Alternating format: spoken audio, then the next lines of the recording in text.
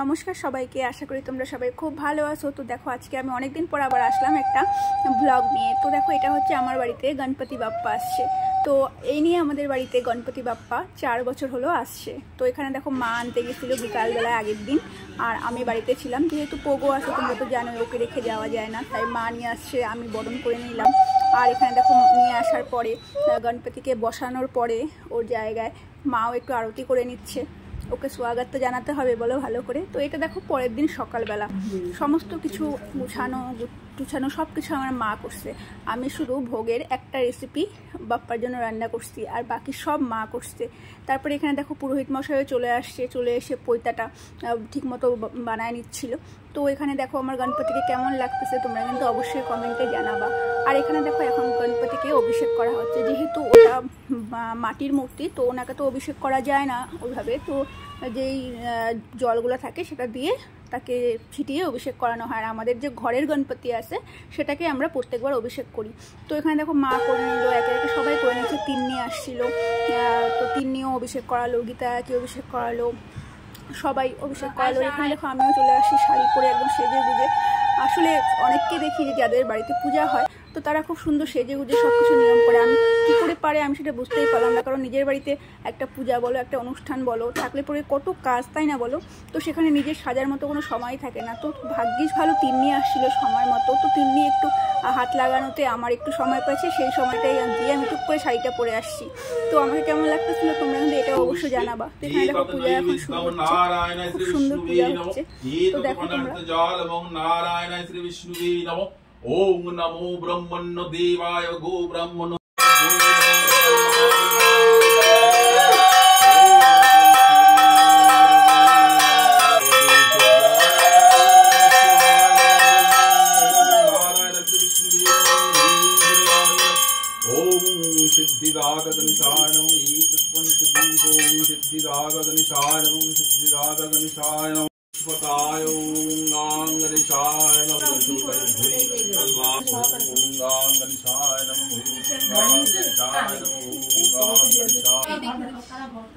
देखो देखो थोड़े बहुत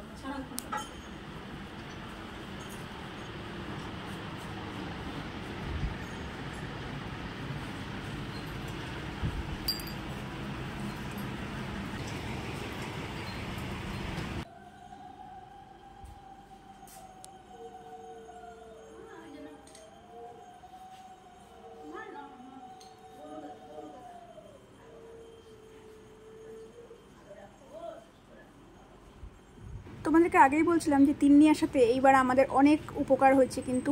আর এই দেখো তিন্নি সমস্ত ঘরে ধূপবাতি দেখানোর থেকে শুরু করে সব কিছু কিন্তু তিন্নিই করছে। তার জন্য কিন্তু আমার একটু কাজের চাপটা কম ছিল। তো এখানে একদম নিজের বাড়ির মতো মনে করে তিন্নি যে এত সুন্দর করে করছে, তার জন্য তিন্নিকে অনেক অনেক ধন্যবাদ। আগের বছরও তিন্নি আসছিল, তো আগের বছর সব কিছু আমি করছিলাম, ও পট করে হয়তো ধরার সাহস পায় না বা কিছু। তো এবার হয়তো দেখছে যে না, আমাদের বাড়িতে তো সেরকম কোনো ব্যাপার নাই। আর সত্যি কথা, আমাদের বাড়িতে যারা যারা কাজকর্ম করে ঠাকুরের, পাড়া প্রতিবেশী যারা আছে তারা এসে করে, আমরা কখনো বাধা দিই না, কারণ ভগবান তাদের হাতে চায় বলেই কিন্তু তারা আসছে, তাই না বলো? সেখানে আমরা বাধা দেওয়ার কে? আমরা বরঞ্চ খুশি হই যখন কেউ আমাদের পূজায় এসে নিজের ইচ্ছায় কোনো কাজকর্ম করতে চায়, আমরাও কিন্তু খুব খুশি হই। এটা তো ঠাকুরের ইচ্ছা যে ঠাকুর ওনার হাতে চাচ্ছে।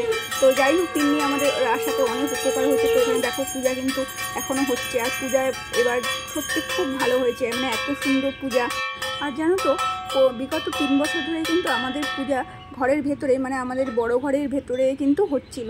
তো তখন না মানে বেশি লোকজন আসতো না, যে কজন আমরা উপাসী থাকতাম ঘরের লোক, আমাদের আত্মীয় স্বজন যারা আসতো, বৌদিরা তো এবার আসতে পারলো না, আর মানে খুব কম লোক থাকতো। তো এবার তো পোগোর জন্য আমাদেরকে এখানে করতে হলো বারান্দায়, কারণ পোগো তো বাচ্চা মানুষ হতো, বুঝবে না যে কোনটা ঠাকুরের না কি, হতো নিজেই ছোট, তো যদি মুখ টুক দিয়ে দেয়, তার জন্য এবার বাইরে করা হচ্ছে। দরজা বন্ধ থাকলে ওখানে যাবে না, কোনো চিন্তাও নাই।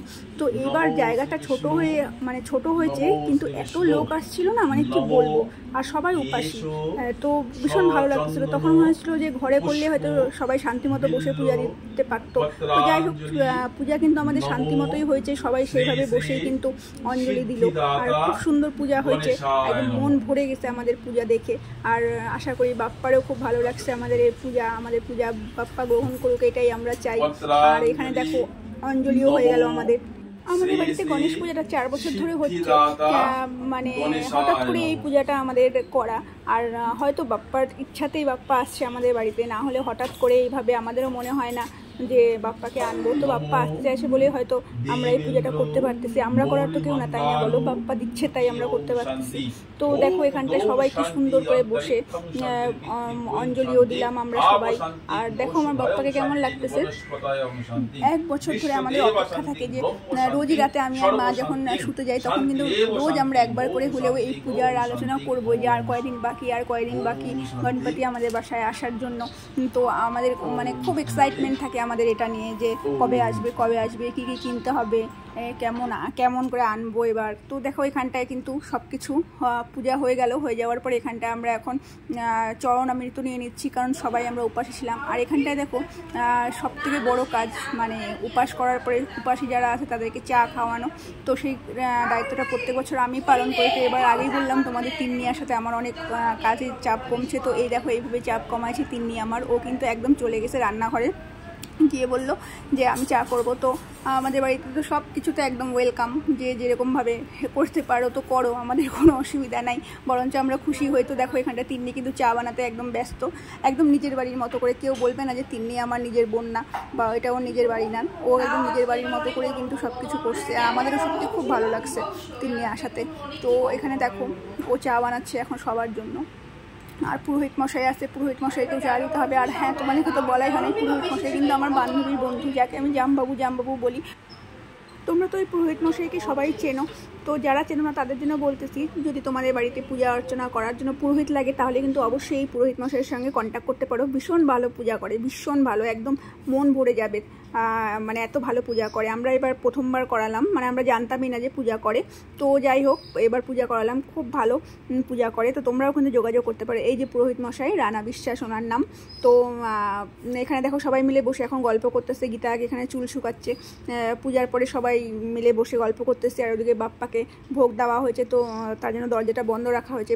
বাপ্পা এখন ভোগ গ্রহণ করবে। তো এখানে দেখো তিন্নি কিন্তু শুধু চা বানায় নাই, সবাই কিন্তু চা আবার দিচ্ছেও। তো আমি কিন্তু বসে বসে দেখো ভিডিও করতেছি, তোমরা দেখতেই পারতেছো। আর এখানে দেখো পুরোহিত মশাই কিন্তু গল্পের সঙ্গে পেয়ে গেছে, গল্প করতেছে। এখানে আদিলও বসে আছে। চা খাওয়ার পরে সবাইকে প্রসাদ দেওয়া হলো। আর এইভাবে দিনটা কাটলো। তারপর দেখো বিকালবেলা কিন্তু আমাদের চলে আসছিলো সুন্দরী। এই দেখো সুন্দরী, হ্যাঁ এটা হচ্ছে পূজা বৌদির মেয়ে। আর এখানটা পূজা বৌদিও আসছিল। আরেকটা বৌদিকেও বলছিলাম, তো সেই বৌদিটা আসে নাই। আসলে না, বলার ইচ্ছা তো সবাইকেই থাকে, কিন্তু সেই সময়টা না কারণ অনেকের কথা মনেই থাকে না। তো পূজা শেষ হয়ে যাওয়ার পরে বা পূজার মাঝখানে মনে হয় যে এরা আমি একে তো বললাম না, ওকে বললাম না।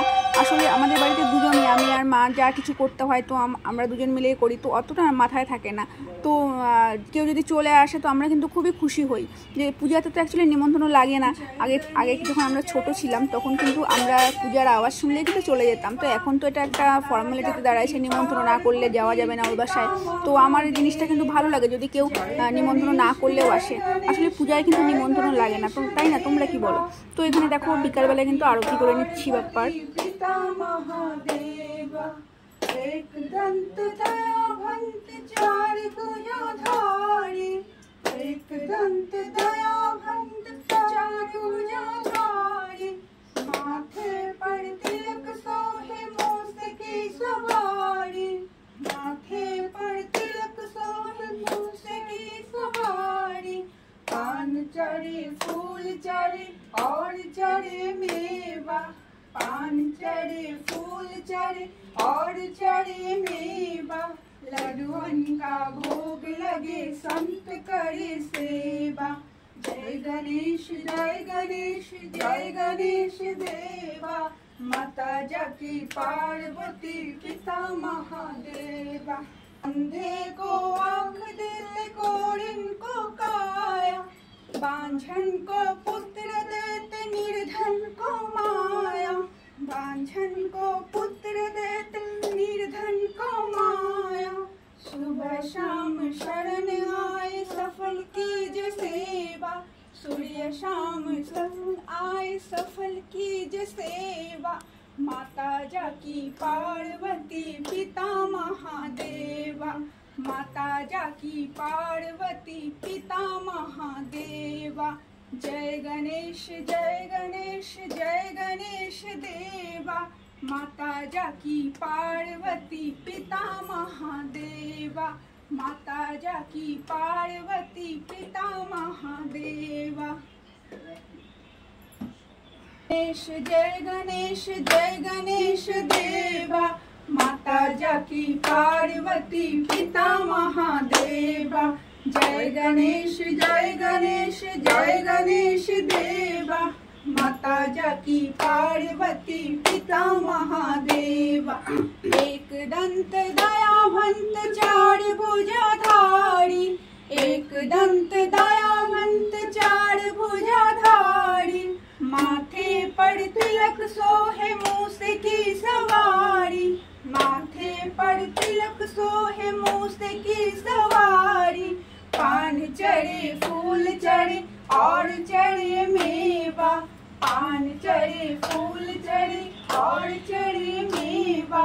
लड्डुअन का भोग लगे संत करे सेवा, लड्डुअन का भोग लगे संत करे सेवा। जय गणेश जय गणेश देवा, माता जाकी पार्वती पिता महादेवा, माता जाकी पार्वती पिता महादेवा। अंधे को आँख देते कोरिन को काया, अंधे को आँख देते कोरिन को काया। बांझन को पुत्र देते निर्धन को माया, बांझन को पुत्र देते निर्धन को माया। सुबह शाम शरण आए सफल कीजिए सेवा, सूर्य शाम शरण आए सफल कीजिए सेवा। माता जाकी पार्वती पिता महादेवा, माता जाकी पार्वती पिता महादेवा, माता जाकी पार्वती पिता महादेवा। गणपति बाप्पा मोरिया, मंगल मूर्ति मोरिया। गणपति बाप्पा मोरिया, मंगल मूर्ति मोरिया। गणपति बाप्पा मोरिया, मंगल मूर्ति मोरिया।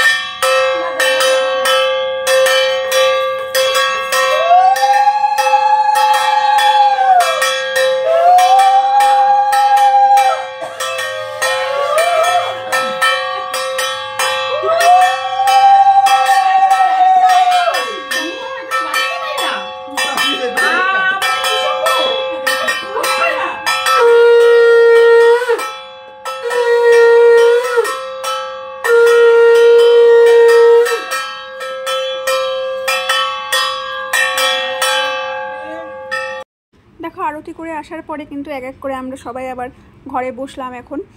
আর গরমও প্রচণ্ড ছিল, তবুও অন্যবারের থেকে এবার যদিও একটু কম ছিল, কারণ পূজাটা তো এবার অনেক আগায়। আর এখানে দেখো পরেশ কাকুও আসছে, আরতির সময়ও ছিল পরেশ কাকু। পরেশ কাকু হচ্ছে আমাদের পাশেরই বাড়ি, যারা তোমরা জানো না তাদেরকে জানাচ্ছি। আর এখানে দেখো পূজা ওর ছেলেকে বলতেছে ভালো করে প্রণাম করতেও, একটা ফটো তুলবে। তো এখানে দেখো ওদের ফটো তোলা হচ্ছে। আর এখানটায় আমিও বসে বসে গল্প করতেছি। আর এখানটায় গীতা কি বসে ফ্যানের হাওয়া খাচ্ছে। আসলে এত গরম, ফ্যান তো চালানো যাবে না, বারান্দায় আমাদের ফ্যান আছে কিন্তু চালানো তো যাবে না। তো এখানটায় দেখো রূপকদা, পরেশ কাকু সবাই বসে আছে। তো আমি এখন যাচ্ছি তাদেরকে তিলক দিব বলে থালাটা আনতে।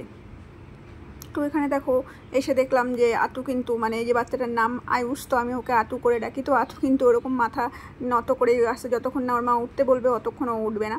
তো ওইটা নিয়ে একটু হাসাহাসি করলাম। আর এখানে দেখো এখন আমি সবাইকে তিলক লাগাই দিচ্ছি।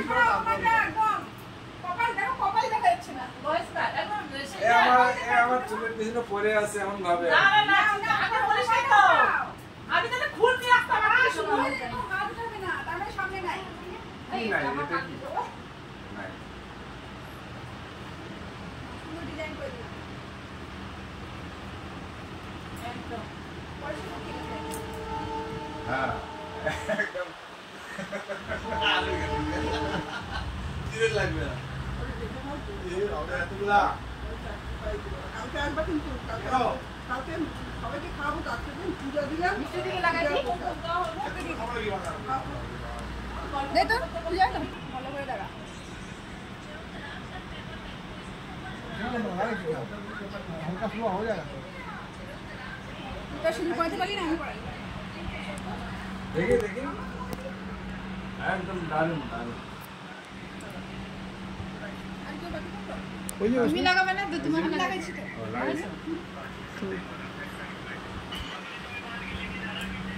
কি সুন্দর না এটা, ঠাকুরের ইয়েটা কি সুন্দর।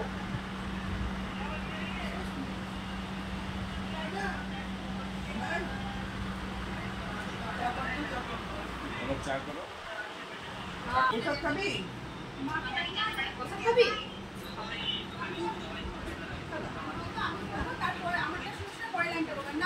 তো দেখো এখানে সকালে যে বাপ্পাকে ভোগ দেওয়া হয়েছিল পরাশরকে, সেই ভোগটা দেওয়া হলো। সকালে আমাদের পোলাও আর শাহি পনির দেওয়া হয়েছিল বাপ্পাকে, আর সঙ্গে তো মোদক, লাড্ডু, মিষ্টি এগুলো ছিলই। তো সেগুলো পরাশরকে দেওয়া হলো, আর বাকি সবাই আগে চা খাবে, তারপর কিন্তু ভোগ দেওয়া হবে। তো পরাশরকে জিজ্ঞেস করা হয়েছিল চা খাবে নাকি, তো পরাশরকু বললো চা খাবে না, তার জন্য আগে পরাশরকে ভোগটা প্রসাদটা দেওয়া হলো। তো পরাশরকু এখানে খাচ্ছে। অন্যান্যবার কি হয়, যেদিন বাপ্পার পূজা হয় বাড়িতে সেদিনই কিন্তু সবাইকে প্রসাদ নেওয়ার জন্য ডাকা হয়। তো এইবার মা বললো যে মায়ের খুব চাপ পড়ে যায়, কারণ সকালবেলা এত তাড়াহুড়ো করে সব কিছু গাছানো করে তারপরে সবার জন্য আবার খিচুড়ি তরকারি সব বানানো, কারণ ভোগে তো অত বড় বড় বাসন আমাদের নাই। তো তার জন্য সেটা নিরামিষই বাসনে করা হয়, কিন্তু সেটা পরে করা হয়, অনেক পরিমাণ অনেক বেশি থাকে, সকাল সকাল তো অত পরিমাণে বেশি করা যায় না, তো তার জন্য ওটা পরে করা হয়। তো মা বললো যে এবার তো আমাদের তো 3 দিন ঠাকুর থাকে, তো এটা সেকেন্ড দিন আমাদের সবাইকে ডাকা হবে। তো সেই মতো কিন্তু আমাদের প্রথম দিন আমরা কাউকে ডাকি নাই, শুধু পূজা বৌদি আসছিল। পূজা বৌদিকে বলছিলাম যেহেতু হ্যামিল্টনে থাকে, তো তার জন্য, আর আশেপাশের আমাদের যারা ছিল তারা, আর বাকি কিন্তু সবাইকে আমরা পরের দিন ডাকছিলাম। তো পরের দিনের ব্লগটাও তোমাদের সঙ্গে শেয়ার করব। আর এখানে দেখো সন্টিরাও আসছিল, পুরোহিত মশাইকে তো আসতেই হবে। তো এইভাবে কিন্তু আমার গণেশ চতুর্থীর প্রথম দিনটা কাটলো। তো পরের ব্লগ তোমাদের সঙ্গে অবশ্যই তাড়াতাড়ি শেয়ার করব। আশা করি আমার এই ব্লগটা তোমাদের ভালো লাগলো। তো সবাই মিলে একসাথে বলো গণপতি বাপ্পা মোরিয়া।